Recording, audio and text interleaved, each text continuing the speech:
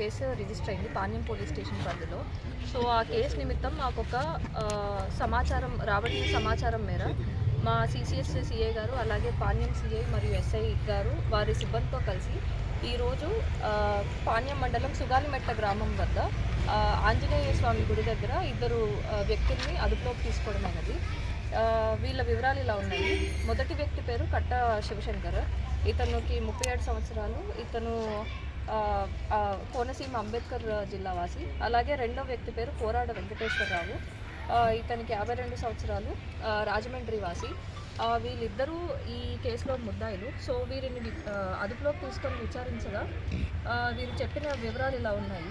వీళ్ళు ఈ సంవత్సరంలో పాణ్యం మండలంలోనే కాక మన నంద్యాల జిల్లాలో రేవనూరు గ్రామము, అలాగే చాగలమర్రి పోలీస్ స్టేషన్ పరిధిలో కూడా ఇలాంటి దొంగతనాలకి పాల్పడ్డారు.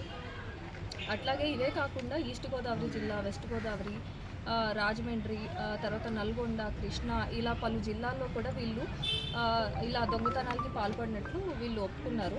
సో వీరి గురించి వివరాలు పరిశీలించగా ఈ కట్టా శివశంకర్ అనే వ్యక్తి పైన 20 దొంగతనం కేసులు ఆల్రెడీ రిజిస్టర్ అయి ఉన్నాయి.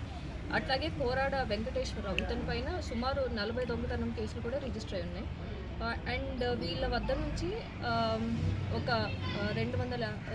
ఒక పావు కిలో బంగారం, అలాగే 1 కేజీ వెండి ఆభరణములు, అలాగే మరి కొంత నగదును కూడా సీజ్ చేయడం జరిగింది.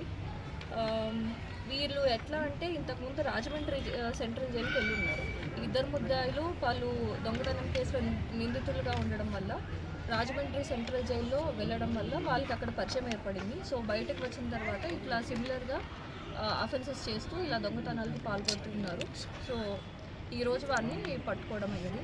సో ఈ కేసులో కృషి చేసి వీళ్ళిద్దరిని నిందితుల్ని అదుపులోకి తీసుకోవడంలో కృషి చేసిన సిసిఎస్ సిఐ గారు, అలాగే పాణ్యం సిఐ గారు మరియు ఎస్ఐ గారు, అట్లాగే వారి సిబ్బందిని మన జిల్లా ఎస్పీ గారు శ్రీ అధిరాజ్ సింగ్ రాణా సార్ చాలా ప్రత్యేకంగా అభినందించారు. 1 కిలో సిల్వర్, 50,000 క్యాష్.